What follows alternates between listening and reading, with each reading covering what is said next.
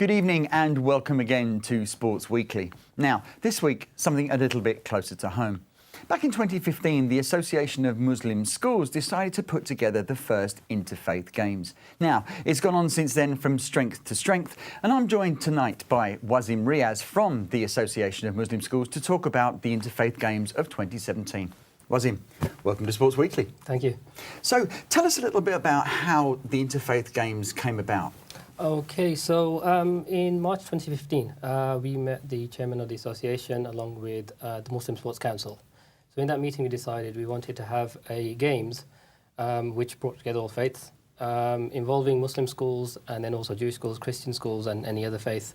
And we thought it was important that we put on this so we provide something for the children and also to use sport as a way to bring everyone together. Excellent. So what kind of uptake did you have? Were there many non-Muslim schools that got involved? In the very first year, we had one Catholic school from Blackpool.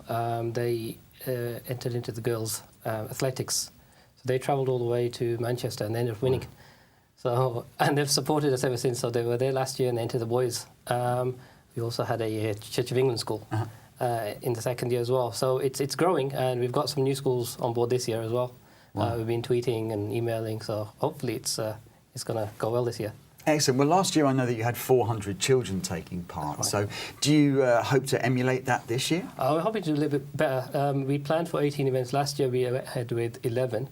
I think we didn't have much take-up on the table tennis and very little in the basketball. So we've jigged things around. We're going for 18 again, but we've got capacity for about 700. So hopefully if we get near that, that'll be very good for us. Wow. Now, I know that the Association of Muslim Schools, you're based in Birmingham, obviously. Now, are there sports going to be taking place just in Birmingham, or can schools from all over the country take part? They can take part. So we split the games up into 3 regions: North, Midlands and South. So the Midlands will cover Leicester, Birmingham, so all the outlier areas. And likewise with the North, we've got Yorkshire, Manchester, the Lancashire. And with the South, we've got the southern schools, primarily London.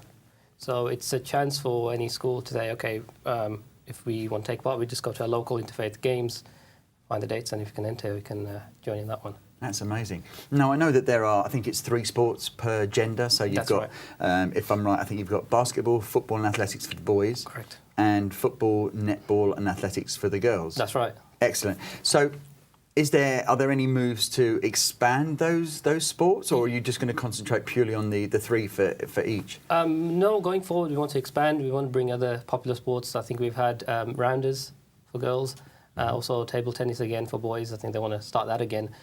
Cricket is something we're keen to do. Excellent. And the one that's popular in the north is dodgeball.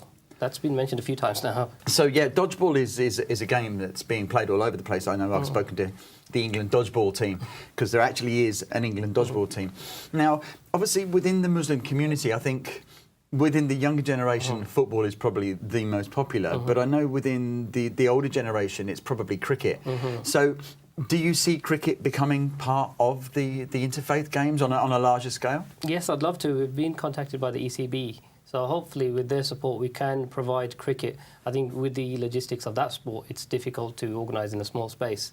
But that we're not going to give up, and I think we will find a way. I think even if we replicate something like a T20 model, I think we can definitely go ahead with cricket one day. Excellent. And do the Interfaith Games have any kind of partnerships in place right now? Yes, so we've been supported by the FA. So they've got 2 programmes. One is the FA Secondary Schools programme and one is English Schools Football Association. The Interfaith Games came about because the Association of Muslim Schools felt we needed to engage more with children. With football being such a universal sport, we think it's a good way of introducing kids to meeting other kids in other faith schools and give them the confidence to actually learn about them more and to play a friendly competition. What we're actually doing is try and get them to represent their schools outside, act as ambassadors for the schools, take pride in what they're doing, bringing the kids out of school to a neutral environment. For kids it's probably just a little bit of fun, but what they're not realising is actually by coming out of their schools and meeting other schools, they're learning more about each other. It's not just about them, like you see how other schools get on, you see what differences they are. It brings the boys a lot closer together. It brings them a lot closer together, which is a really important thing. When you get them to do things they don't like, you've got one person, we see this in class. One boy's doing all the work, one girl's silent, not doing anything, someone else is getting involved and so on. But when they all like the football, they're all involved, they're all talking, they're all discussing, they're probably arguing and so on. And it's a nice environment for their teamwork. It's really good for teamwork. Today I've actually learned that while playing a game, you're not playing individually, you're playing as a team, so each one of you have to give 110%, not just one of them. So this is one of the main factors which I'll be bringing back to my classroom. We've also learned about leadership skills and how you can lead a team to success and how everyone's supposed to have a role and shouldn't leave anyone out. It's important that we don't look at sport and PE as just a sort of having fun element only. There is a lot of fun in it, of course, and it's probably the most enjoyable subject for most of the children. But it's important for the children to know that actually from sport you can learn so many things. I would never have learnt teamwork if it wasn't for sport. I would never have learnt confidence if it wasn't from sport, being able to communicate, take charge, lead and so on. All of that came from sport. So it's important that kids are taught that from football itself, and that it's not just seen as, oh yes, it's football, let's just go around and chill and play about. There's a lot to learn from football. With the Interfaith Games, we want to show that we can live together peacefully. We want to get rid of that message that everyone's, isolationist, they don't want to engage, they don't integrate. This is proof that actually, kids are kids, they want to play, they don't care who it's against. So we want to be able to create that opportunity for the different faiths to come along, have a great day, play football, and then leave as friends. So, with the London Olympics, obviously, they talked about legacy. If you look back at the 2015 Interfaith Games, what's the legacy from there? The legacy from there is, we've still continued, we've grown our Interfaith Games, we've provided for more sports, and I think that initial spark we had at the start to start the Interfaith Games, it gave us the inspiration to continue. And when we look back on the very first Interfaith Games we had, the excitement that generated, we even had support from the Mo Farah Foundation as well, who gave out some prizes as well. And I think that will always remind us of where we were, how in such a short amount of time, in 2 months, we managed to get games going with 3 events. That's amazing, absolutely amazing. And now, as we've been doing Sports Weekly for quite a while now, and we notice that there are more and more Muslims in this country who are quite prominent within the sporting world. Do you think that kids that take part in the Interfaith Games are looking up to these Muslim sports people as role models and taking on board the ethos of each of those people? I think definitely so. We look at people like Moeen Ali, who's now playing for England, and he's been established in that team for a while. And he is someone who is a child could look at and say, oh, just like me, he had the same start as me, he came from the inner city, and through hard work and professionalism, he managed to make it all the way, and he didn't compromise on anything. So I think kids can look and now believe that they can actually achieve the sporting elite level. Yeah, absolutely. Because I know, for example, at Arsenal, you've got people like Mesut Ozil and Shokran Mustafi, and you've got Mohamed El Neni, and it seems that every Premier League team now has a Muslim footballer. Yes. Why do you think that is? I think that's because the game is now spread around the world, and there's a significant Muslim population within Europe. If you look at France, you look at Belgium, and the Netherlands, there's a lot of Muslims there, and I think now, with the Premier League also expanding, you're finding that Muslims who have got the opportunities in other countries to make it to the top are now finding a way to Premier League. And I think that's important now for the Muslims here, because we've yet to achieve established presence from the Muslim community in the Premier League. Sure. Yeah, the British Muslim population, I don't think, has really produced a Premier League footballer yet. No, the one I can think of is Zesh Rahman. Zesh Rahman, who's at Fulham now runs his foundation. That's right. He's doing some amazing work. Well, that's right. And so I think if we probably consider that anomaly, because he came from a different generation where I think his parents are first generation, and I think the football wasn't so, it wasn't considered as a feasible occupation. Right. Not as much as cricket, where parents understood that game and they can support their kids and take them to the cricket club. Whereas in football, that pedigree wasn't there, that background wasn't there, and I think now we've got kids who've grown up watching football, seeing the potential of what a football career can do, and now they can encourage their kids to become footballers. It's very interesting because when we spoke to Hasib Hamid, who is a young British Muslim, and obviously is opening the batting for England, and he was saying that his father had pushed him into cricket, which was quite unusual for a Muslim family to do that. Why do you think that is unusual, and that why Muslim families don't seem to want to push their children towards sport? I think there's a traditional belief in Muslims that the better occupations are in medicine, in law. So I think that's where you'd find the push towards. So kids are finding if they want to pursue sport, they'll have to get that sport from elsewhere, not from their parents. So they're relying on the networks in schools. And this, I feel, where the association could come in and say, OK, we've got relationships with the FA and hopefully the ECB coming up. And then so now the schools can support these careers. What do you think that rugby is potentially another area where Muslims can come to the fore? Yeah, I definitely think so. I think with rugby, it's not as popular in the Muslim world as others. But I think that whole of culture of aggressiveness, I think that might be a good outlet actually for some Muslims. Yeah. Well, when we visited Tawhid Boys School, I think you probably would have done some of those boys quite well. Yeah, they would play football, but it looked more like rugby. I think, absolutely, some rugby players there, yeah, definitely. Now, on Living the Life yesterday, we had Ikram Butt, who was the first, British-born Muslim to play rugby league for England. Do you think that people like Ikram Butt can become the role models for younger children? Because I think we need to see more ethnically diverse, sports people coming up into the national sides. I don't know what you think. Yeah, I think if someone like Ikram could actually talk about the benefits of what being in rugby did for him, I think a lot of kids could look up to that and think, okay, well, I can't find my way here in this career or what my parents have planned for me. So if it's an option, and if parents also buy into what Ikram is saying, then I think it's definitely room for possibilities. Excellent, because also their parents would probably know more about people like Ikram Butt and Wasim Khan, for example, from Leicestershire County Cricket Club. They'll have a better idea who they are, and maybe they can pass the information down through the generations. Now, Association of Muslim Schools. Tell us something about the Association of Muslim Schools, how long you've been around, and what is it that you actually do? So we set up in 1992 to advance and develop Muslim schools so that they are providing the best education and also preparing young Muslims for life in modern Britain. So since then, we've focused a lot on teacher training.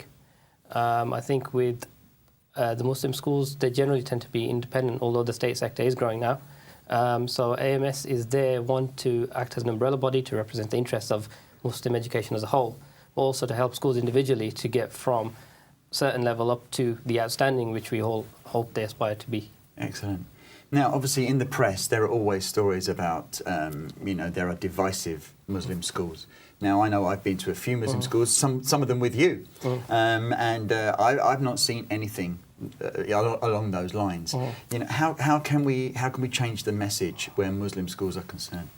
I think, unfortunately, the most criticism of Muslim schools comes from people who've never set foot inside one. I think once they are in a Muslim school, they can see it's just a normal school. I think you saw that yourself when you were there. And, you got kids who play up, you got kids who want to study, kids who just want to be kids. And this is a chance for them to get an education, but also in an environment which is suitable for them, which is something that they're comfortable with, that their parents are comfortable with. And you don't get an issue of segregation or isolation, because these kids are brought up on the principles of Islam, which is actually to be better Muslims for the whole community, not just for yourselves. Wow. So, Interfaith Games, 15th to the 19th of May 2017. As you say, there are 3 separate hubs. How do you anticipate getting more non-Muslim faith schools actively involved? So we had a bit of a campaign in the office last week where we searched all the faith schools in the UK and we emailed them all individually. We found them on Twitter and we tweeted them. We set up a Facebook page as well, and we've also got an Instagram. Excellent. So, you've been trolling the schools to get them involved. That's right, yes. Good We've for been you. stalking them, yeah. Good for you. Hopefully we'll be pushing them and encouraging them to come, and even try to visit a few if I can. Excellent. And also to show them that this is actually the best way to celebrate diversity. by sport because, like I said, football, cricket, basketball, universal. Yeah. So why not? So how many replies have you had, and how many emails did you send out? We've sent out close to 100 emails. We had a Catholic school in Worcester who've entered their boys for football. Excellent. And the girls for athletics, and also the girls' football teams entering as well. That's good. So they might even enter some of the others as well. Cool. So how many schools have entered up till today? Up to today, we've had 4 new schools. Cool. And then we got. Are they Muslim schools? Well, apart from the Catholic school, apart from the school from Worcester, Blessed Edwards, we've had the Tawhidul schools. So we've got a network of schools around the country. So they're quite interested as well. I think they want to prove a point. Okay. They didn't win last year. Excellent. So we've got hopefully about 20 entries so far. Okay. So there's room for more. Schools can enter more than one team across the sports. Okay, good. So how do we approach now getting, you know, the Jewish schools, the C of E schools, the Catholic schools? How do we get them involved? Because obviously, you know, it's run by the Association of Muslim Schools, so potentially they could think, well, if it's run by the Association of Muslim Schools, then it's predominantly going to be Muslim schools. How do we get other schools involved? We've also just secured some backing from the Three Faiths Forum, who've decided that they will help promote the message through their networks. So with the Three Faith Forum backing, people can see actually this is interfaith, it's not just Muslim schools. Also, we've got the background of having other Jewish schools and Catholic schools and Church of England schools enter. So other schools will say, actually, you know what, this might be good for us. Because faith schools don't tend to get many opportunities to enter in of organised sports tournaments. So we're hoping that if they join us here, we can really push the message out. We're also trying to get in touch with the equivalent faith bodies, such as the Board of Education, in the Jewish Deputy Board, and also the Catholic Education Service. So hopefully with their backing, they can actually increase our membership as well. That's fantastic. Now, 2016 Interfaith Games was massive success. I've seen a lot of the photographs, and obviously we'll show some of those on the screen for our viewers. You've been nominated for a BEDSA award, I've been led to believe. Congratulations. Thank you. Could you tell us a little bit about the nomination? Yes, so it was... we were taken back by it, actually. We didn't expect anything to happen so soon, but it's good that the BEDSA have recognised us. I think they have supported us with this nomination, so I think it's raising the profile. So even if you don't win, it's a huge honour to be nominated. Absolutely. So we'll be there in Mayfair on the 18th of March. March 18th? Yes. Yeah. So for the viewers that don't know, it's the British Ethnic Diversity in Sport Awards, and that's in conjunction with Sporting Equals. Now, Sporting Equals, are they part of the Interfaith Games? Because if they're not, then maybe we should get Sporting Equals involved. Definitely. So our other partners in the Interfaith Games are the Muslim Sports Council. Excellent. So through them, we've actually we're making contact with Sporting Equals, hopefully making the Interfaith Games grow and using them to attract sort of schools to come in and hopefully get some of the world-class stadiums part of the Interfaith Games. So, that'd be amazing. Yeah. So are you going to be going to potentially collect the award on the 18th of March, or are some of the kids from the Interfaith Games going to be there? I will go to represent the Association of Muslim Schools. It'd be good if we get some of the schools in. I think that would be good to see. I think once the general public sees what this does for the kids, how enthusiastic they are, how inspired they are, and how much they want to win it. I think that was the beauty of watching the Interfaith Games last year in person, seeing the kids and speak to them and just seeing how much it means. I had one girl, they'd just taken part in the shootout in the semi-final, so she was just on her sort of knees and so nervous taking that penalty. I was like, to me it was just like a kid's game, but it meant so much to them. So what's there for the AMS moving forward? Obviously, we've got Interfaith Games, as I said, 15th to 19th of May, and we'll put all the details on the screen for you.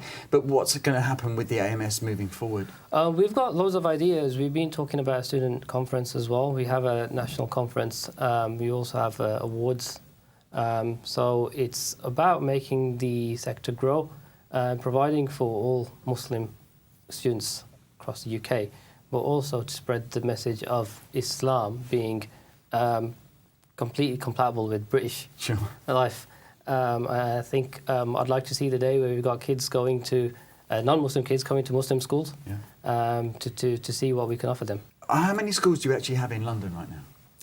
In London, there is 65. There are 65, and they're spread all over London? Are they? Yes, so there's quite a high concentration in Tower Hamlets and Hackney. Absolutely, yeah. Going into Ilford, but then if you look, we've got schools in Hounslow, Ealing, Southall. That's right, in Croydon. There's a boarding school in Bromley, in Chislehurst. Oh, of course there is. Yes, of course. Yeah. So they are across London, and we're hoping that through the Interfaith Games, we can engage some of the schools who don't really attend teacher training or anything like that. At least their kids are coming to the Interfaith Games and taking part. So, 5 head teachers are watching us right now. How do they get in touch because they want to be part of the Interfaith Games? So we have got all the information on the website. If it's if you type in www.ams-uk.org/events, there's a link to the Interfaith Games. You can type that all up, and there's a booking form. You can see all the venue details as well. If you've got any queries, you can phone the office. 121-285-0710. Well, we'll put the number and the email address up on the screen. Does it cost to enter the Interfaith Games? It's £25 a team, and that's all. So there's no cost per player. It's just one team. It's £25. Okay, so you can put a boys' team into football, athletics, and basketball, all for £25, or is it £25 per team? Per sport. Yeah. Okay, so it's £25 per sport per team. For each of the schools. That's right. I think that's very reasonable. I think us at Islam Channel should be putting in a team ourselves to play with football. Yeah, I think AMS can set up a team and play Islam Channel.